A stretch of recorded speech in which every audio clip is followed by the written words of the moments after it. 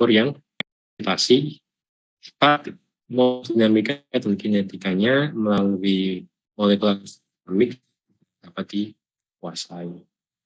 Prinsipnya adalah kita nggak memandang atom itu sebagai suatu yang bermuatan.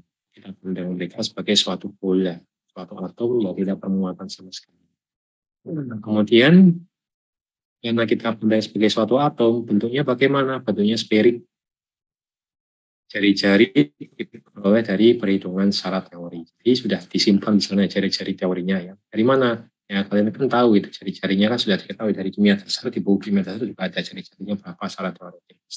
Ini memiliki muatan bersih yang didapatkan dari teori. Muatan bersih ini arti dan muatan dia sebagai suatu senyawa dalam bentuk muatan formal. Interaksinya didasarkan dari tegangan dan lekukan dari suatu gas menggunakan potensial klasik atau menggunakan gaya Newton, menggunakan mekanika Newton. Interaksinya harus dapat untuk mengukur beberapa set dari suatu atom, dan interaksinya menentukan distribusi spasial dari partikel seperti atom dan energinya. Kalian masukkan suatu molekul atau kalian masukkan suatu partikel, maka dia akan dianggap sebagai atom, dan ada distribusi spasial. Distribusi spasial di sini artinya adalah eksteriknya. Kemudian energinya juga bisa yang bisa diukur di sini adalah dengan pendekatan ikatan sebagai springs atau ikatan sebagai magnet. Ya, sebagai magnet dan atom sebagai bola. Hubungan matematika dari deformasi gas itu dapat ditentukan berdasarkan persamaan berikut, dan dia berdasarkan dari 3 gerakan, yaitu stretching, artinya dia merekang dan mengulur, bending, artinya dia menekuk, twisting, artinya dia lawan putar, jadi yang satu atau memuntir, twisting. Ini di sini kita ada beberapa mekanistik. Pertama ini adalah kalau kita memandang ada 4 atom yang berikatan dalam suatu molekul, ini akan ada beberapa yang diukur. Pertama adalah stretching dari ikatannya, lalu kemudian torsi itu tadi yang twisting tadi, dia muntir. Lalu ikatannya ikatan tunggal, ya sekali lagi yang bisa muntir cuma ikatan sigma, ikatan pi tidak bisa. Kemudian ada non-bonded interaction. Walaupun dia tidak berikatan, tapi ini bisa saling interaksi satu sama lain. Ingat suatu giroskop itu suatu benda yang dapat mempengaruhi benda lain berdasarkan dari potensial gravitasinya. Artinya setiap benda itu punya gravitasinya masing-masing. Non-bonded atom greater than 2 bonds apart interact through van der Waals. Nah ini ada non-bonding ini berinteraksi secara apa? Secara van der Waals, secara sterik, atau secara elektrostatik. Tetapi proporsi elektrostatik tentu lebih kecil. Karena apa? Kita memandang atom itu sebagai suatu bola yang tidak bermuatan. Sifat ini akan lebih mudah dideskripsikan secara matematik, di mana bola dianggap sebagai suatu jari-jari yang spesifik. Dalam mekanika molekular yang kita ukur adalah energi-energi itu saja. Jadi energi total itu adalah stretching energi plus bending energi plus torsion energi, jadi puntiran itu atau twisting, plus non-bonded interaction energi. Jadi energi total ditentukan dari apa? Dari empat energi ini. Maaf ya, saya baru selesai olahraga, jadi saya berkeringat. Mohon maaf, ini lengannya saya.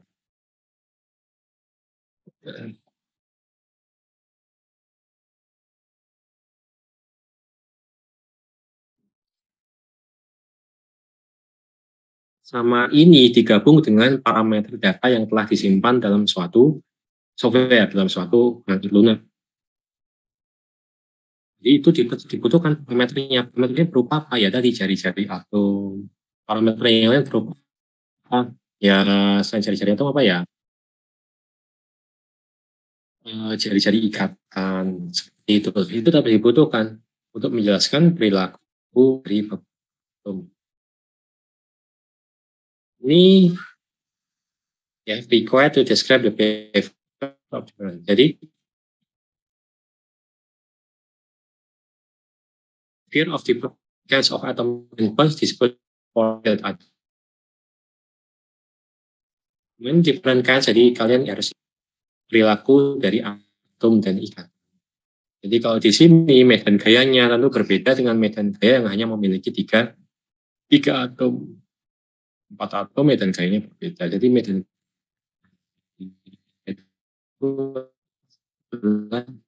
total energi yang disesuaikan dengan parameter dari tiap atom yang ini different kinds of force fields have been jika menambahkan energi tambahan yang menjelaskan sebagai deformasi yang lain. Jadi kan ini kita cuma menjelaskan berapa deformasi, cuma 3, yaitu apa? Torsion, twisting, bonding, stretching, dan bending garis yang lain. Nah, ini bukan dari mana force field-nya. Dari mana itu force field-nya? Nanti ketika kita memilih itu ada beberapa metode di sana. Nah, setiap metode itu memiliki keunggulannya dan memiliki kelemahannya, memiliki kegunaan masing-masing. Tentunya mereka akan menyimpan parameter di mana mereka dari suatu tunggal. Some force fields are coupling, jadi medan gaya tertentu untuk suatu pasangan atom, pasangan bending dan stretching dalam suatu ikatan dibutuhkan untuk bisa jadi kan tidak hanya atom itu kan kita anggap saja sebagai bola yang netral. Bisa jadi kan dia juga memiliki muatan. Nah, ada beberapa parameter yang dimasukkan supaya dia bisa dalam tanda kutip dianggap lebih bermuatan dibandingkan dengan yang kita anggap dalam ini yaitu sebagai bola yang hubungan matematika seperti ini. Stretching energi rumusnya adalah seperti ini. Sigma itu adalah jumlah ikatan yang mengalami stretching itu misalnya seperti itu. Itu kan berdasarkan apa? Dengan KB itu adalah hukum namanya. Ini kita tadi menganggap ya, jadi KB itu adalah hukum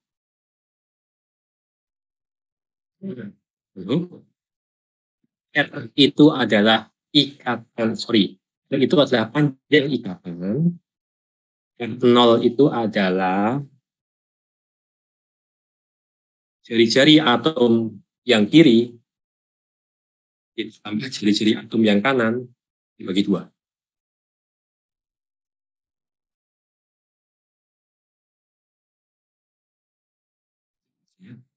Jadi hanya ketika atom dan atom misalnya berinteraksi dia akan seperti ini. Tapi tidak, beberapa itu dia bisa lebih lebar, bahkan dia bisa lebih kecil. Apa faktor yang mempengaruhi? Tentu saja ada inti di situ. Jadi ketika dia dengan inti itu saja dia akan menolak. Jika dia masuk. Tapi di sini nilainya selalu positif. Kenapa? Kita pangkat. Yang kedua, ini ya misalnya, ini sudah saya bilang kan, idealnya, ini idealnya. Idealnya itu sama. R dengan R0 itu sama. Sehingga energi stretching itu hampir-hampir nggak ada secara ideal. Tapi ternyata ada yang dia itu saling masuk karena intinya itu sangat jauh, atau dia itu sangat tertolak karena intinya sangat, kita bilang di sini reality. Kenapa kok energi realitinya jauh lebih rendah dibandingkan, bukan jauh lebih rendah dibandingkan dengan energinya si yang R yang ada di atas? Kenapa? Nah, ini kan hanya perhitungan otomatis, bisa energi penstabilan yang lain. Sehingga untuk membuat sebagai grafik seperti ini itu perlu usaha yang sangat keras karena kita perlu memasukkan beberapa parameter dalam suatu persamaan. Kemudian bending energi rumusnya seperti ini sama. Ada tetapan, ada sudut yang dibentuk, kurangi sudut ideal. Sama ya, ada optimum, kemudian ada realitinya seperti itu.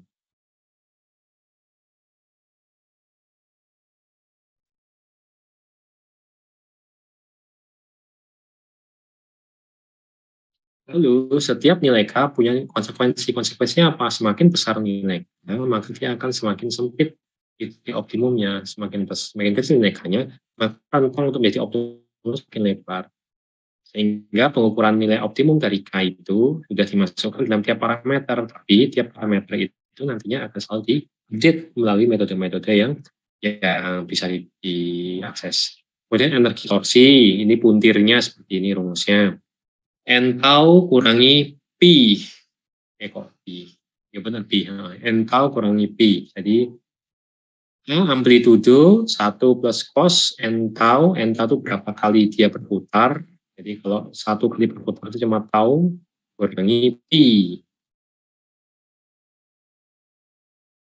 Sama juga ada titik idealnya. Ini. Kalian sudah dapat ini ya. Jadi saya nggak perlu ngulangi. Setiap amplitude punya konsekuensi yang berbeda. Non-bonded energi itu dari mana? Dari van der Waals. Ini suku van der Waals. Dari mana tepatnya RIJ pangkat 6, RIJ pangkat 12. Kalian nggak usah mumet. Maksudnya nggak usah. Hanya yang tidak usah membuat kalian mumet gitu aja lah. Ini penjelasannya panjang. Energi elektrostatiknya dari atom, dari elektrisa, dari inti-inti juga bisa. Oh, RIJ. Dari non-bondednya. Dan ini diagram potensialnya. Lagi ini van der Waals. Van der Waals ini, van der Waals-nya sangat-sangat tinggi sekali sehingga nggak mungkin. Nah, urut oke van der Waals ini optimal pada di sini. Ya, sehingga energinya itu ada di bukunya Pak Harno, di mana total energinya itu stretching, bending, torsion, Waals, negatif 5 suku, dan itu ada di bab mengenai molekular mekanik, di mana ada soal di bagian belakangnya yang kalian harus menyebutkan dari tiap suku yang ada di. Nah, ini saya sudah jelaskan. Molekular dinamik itu teknik, jadi nggak usah saya jelaskan sekarang. Nantinya praktek. Oke, Winston yang mau ditanyakan? Oke, ya, kita lanjut ke tadi kan dianggap atom. Sementara kalau kita menggunakan ab initio, sumber daya komputernya tuh butuh yang sangat tinggi sekali. Makanya ada metode tengah-tengah yang disebut dengan metode lagi kan nggak usah tanya apa yang terima saja. Kalau kalian nggak ngerti ini terima saja sebagai suatu wawasan baru. Jadi tetap semi empirical itu didasarkan pada persamaan Hartree Fock yang juga digunakan pada ab-initio. Jadi pada metode semi empirical ini menggunakan pendekatan bagaimana usahanya untuk bisa mengurangi bagaimana untuk bisa mengurangi usaha tersebut, pertama mengeliminasi atau mensimplikasi membuat simple semua integral tolakan elektron, ERI, elektron di Paulsen integral. ERI itu artinya integral tolakan elektron. Kenapa kok dikurangi? Karena itu membutuhkan daya yang sangat luar biasa. Iterasinya harus berbagai siklus itu iterasinya. Kenapa kok bisa seperti itu? Karena elektron kan banyak sekali interaksinya. Misal saudara mengkaji C dan CH4. CH4 itu ada berapa elektron? C itu ada 6, setiap H ada 1, berarti ada 10 elektron. Berarti kan pergerakan elektronnya kan sangat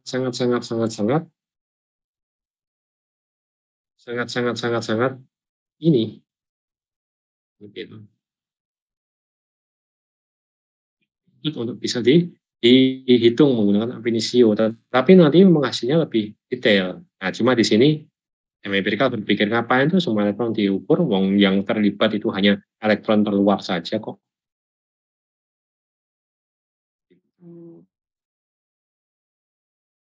Lalu Killing array, and entering them into fog metric is a main HF bottleneck. Jadi sumbatan paling besar dalam metode HF atau HT-Fog atau ab initio itu adalah calculating array. Kemudian bagaimana kalau kita menghilangkan berarti nanti jadi nggak Pak, jadi nggak akurat lagi. Makanya dikenalkan yang namanya adjustable parameters to replace array. Dari mana adjustable parameternya? Dari data eksperimen. Data eksperimen atau fit to experimental data. Artinya apa fit to experimental data? Kita membuat suatu data yang ternyata itu cocok dengan data eksperimen. Artinya tidak harus data dari eksperimen kita pindahkan semuanya ke dalam komputer, enggak. Tapi kita punya data yang disesuaikan berdasarkan data eksperimen. Nah, data eksperimen itu berasal dari mana? Dari suatu pengamatan empirik, maka namanya ini adalah semi-empirical. Seolah-olah kita mengamati data di lapangan di laboratorium, tetapi kita juga memasukkan perhitungan secara ab initio komputasinya. Yes, atau manfaatnya Mas Foster jadi jelas. Array itu sangat-sangat bottleneck, artinya dia sangat mengganggu sekalian perhitungan, mengakibatkan perhitungan lama.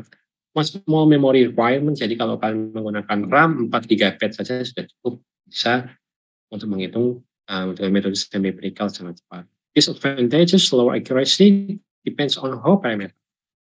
Ya, sekali lagi, gantung parameternya kan, array itu kan dibutuhkan untuk apa? Mengakurasi. Kan? Kalau array-nya dihilangkan, berarti kan akurasinya turun. Hingga pintar-pintarnya, parameter apa yang kemudian bisa dimasukkan untuk menggantikan array. Nah, beberapa parameter itu sudah dimasukkan dalam suatu submetode dari semi-empirical. Nah, hierarkinya adalah pertama, menghilangkan semua array.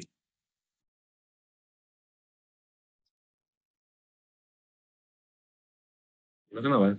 Teori Huckel kalian harus pelajari, itu dia ada di kimia fisik, jilid 1, mengenai ikatan kimia, hampir-hampir terakhir, kira-kira 12 atau 13. Di situ ada teori Huckel mengenai bagaimana interaksi yang terjadi antara siklobutadiena, butadiena maupun benzena. Tapi sekali lagi, ini hanya terbatas untuk apa? Senyawa yang memiliki pi elektron. Fokus dari konjugasi dan aromatik molekul. Kalau yang selain itu, makanya kalau kalian punya molekul yang dia terkonjugasi atau dia memiliki karakter aromatis, ya hitung aja menggunakan Huckel teori. Artinya dia mengeliminasi semua array. Keunggulannya sangat cepat. Atau extended Huckel theory, all valence electron similar to binding. Semua ikatannya itu sama. Sama seperti kita membahas tentang konjugasi kan, ikatannya dianggap semuanya sama. Extended Huckel theory, dia menganggap semua ikatannya sama. Ikatan tunggal, jadi nggak terlalu apa kurang. Berarti metode yang kedua, sehingga karena ini nggak akurat dan bisa kacau nanti perhitungannya, hanya cocok untuk molekul-molekul yang aromatik atau yang terkonjugasi, maka kita mengenalkan yang disebut dengan Zero Differential Overlap Method, ZDO. Artinya apa? Elektron-elektron itu kan dia bisa dianggap gelombang, ya, dan dianggap sebagai gelombang. Gelombang itu dia bisa mengalami overlap, entah itu destruktif, entah itu konstruktif. Nah, dalam zero differential overlap kita hilangkan semua parameter yang mengakibatkan yang terbentuk karena adanya overlapping antar orbital embedding antar gelombang. Menggunakan persamaan yang rumit, ya, algoritma yang rumit, sehingga array itu dapat dikurangi menuju bentuk apa? Menuju bentuk n pangkat 4, n jumlah elektron menjadi n pangkat 2. Jadi sangat ini sekali, sangat pengaruh sekali, walaupun itu tidak lebih cepat dibandingkan dengan eliminate all arrays. Bisa 10.000 detik, kita bisa dilakukan selama 100 detik saja. Nah, ZDO itu ada beberapa sub.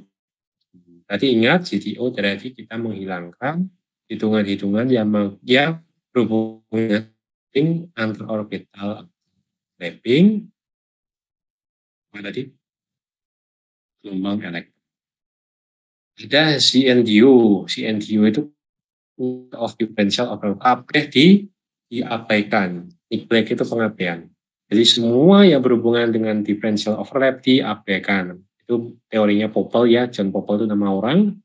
Indo, intermediate neglect, oke lah, nggak usah kabeh yang dihilangkan. Cukup yang tidak penting-penting saja. NDDO, neglect of diatomic differential overlap. Jadi kalau ada molekul yang diatomik, dihilangkan. Nah, menganggap kalau diatomik itu ngapain ada overlap? Wong dia atomnya sama, elektronnya sama, overlappingnya juga sama.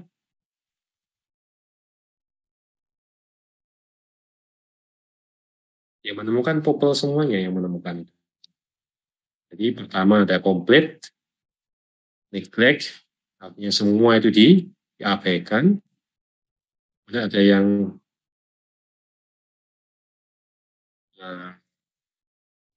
intermediate, ada yang neglect dari diatomic differential. Tapi walaupun Popple yang menemukan, Popple sendiri nggak terlalu mengejar keakuratan dari sini. Ada metode yang dikembangkan oleh Dewar yang kedua, yaitu apa? Modified Indo. Sehingga si NTO, INTO, NTTO itu sudah jarang dipakai. Yang sekarang dipakai adalah yang Mindo, tapi yang Mindo yang sudah dimodifikasi lebih lanjut lagi. Modified Indo itu apa? Intermediate kan. Ya benar, berarti ada beberapa yang harus dihilangkan, tapi ada beberapa yang penting untuk tidak bisa dihilangkan. Tapi differs berbeda dari Indo in method of parameterization. Jadi bedanya dengan Indo di mana? Parameternya, kualitas parameternya. Indo parameternya cuma 20, di Mindo parameternya ditambah jadi 50. Nah, kalau Popple itu metode Indo itu, INDO itu difitkan menurut apa? Teori dari Hartree-Fock. Sementara kalau Dewar difitkan menurut apa? Eksperimen. Sehingga betul-betul Mindo oleh Dewar ini dipastikan memiliki keakuratan yang lebih baik dari data eksperimen dibandingkan dengan metode CNTO, INTO, dan NDTO yang dikembangkan oleh Popple. Walaupun yang dapat Nobel Popple, Dewar nggak dapat Nobel. Oke. Kemudian beda ya antara MINDO dan MNDO itu beda. Nama lain dari MNDO itu AM1 Austin, saya lupa. M itu apa ya? Austin, AM1 itu apa? Yang saya lupa. Google. Austin, pokoknya itulah. Austin apa gitu. Modified NDDO. Ingat, MINDO itu berarti Modified Indo, tapi kalau MNDO itu artinya Modified dari NDDO. Beda ya. NDDO berarti apa? Hanya diabaikan molekul yang hanya diabaikan overlap dari suatu diatomik. Misal kita punya rantai panjang hidrokarbon, maka C, C, C, C, C, C diabaikan. Kemudian ada metode PM3, itu MM1, itu artinya pengubahan parameter dari EM1 itu. Minimal fit parameter, jadi dikembangkan lagi. Artinya apa? Kita masukkan lagi parameter eksperimental di dalam suatu metode ini.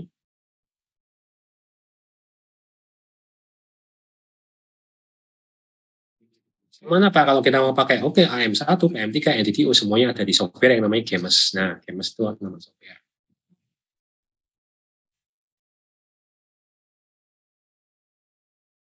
Nggak usah bingung, pokoknya ya kalau kan bicara rumus nanti kan juga pusing.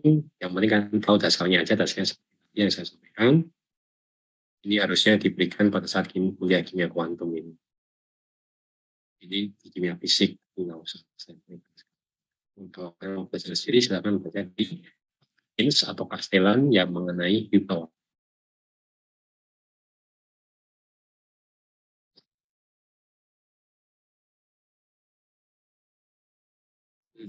Ini perhitungan-perhitungannya yang penting kalian aja. Ini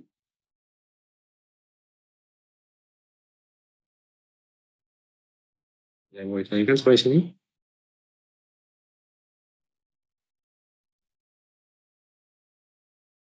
Nggak ada. Beda, beda lah. Saya juga nggak tahu. Di sini lah ih, ingat sampai minggu depan sudah mulai ketemu lagi. Minggu depan kalau presentasi progres. Jadi saya dulu aja bisa presentasi, saya akan presentasi mengenai penelitian.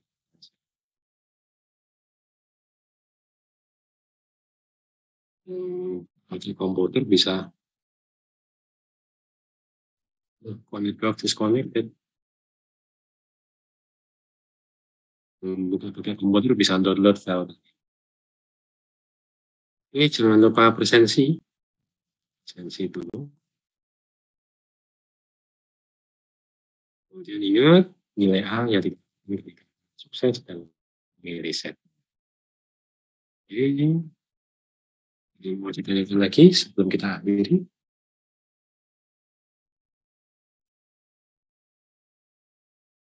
Mohon maaf Pak, kolom presensi di daring belum ada. Sudah sabar. Belum ada Pak. Berarti tadi perlu gangguan jaringan. Nah, ada harusnya diselesaikan.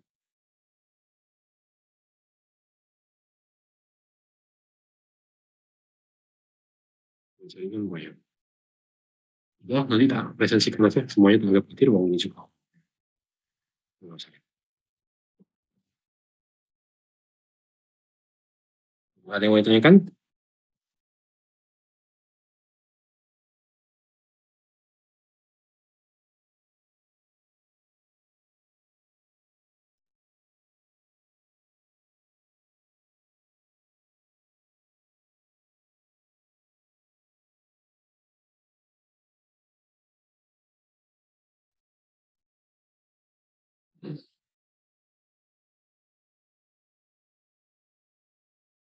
Kita akhiri sampai di sini. Selamat belajar. Saya tunggu karya-karya kalian. Saya presentasi sendiri, kemudian nanti diikuti oleh kalian berikutnya. Yang penting target sebelum akhir kuliah ini selesai kalian sudah punya produk. Terima kasih semuanya. Assalamualaikum warahmatullahi wabarakatuh. Waalaikumsalam.